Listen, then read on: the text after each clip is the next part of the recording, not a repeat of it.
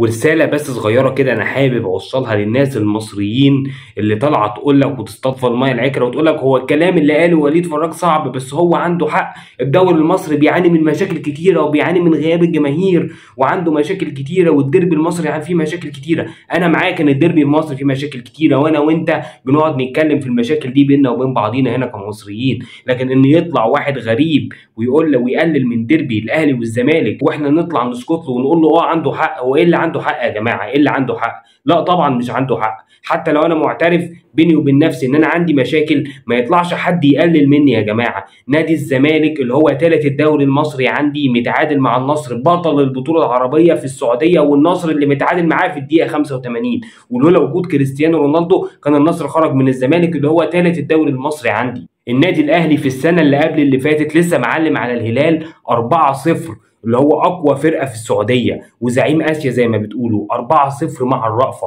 لولا ان احنا رأفنا بحالكم كنا غلبناكم 5 و6 و7.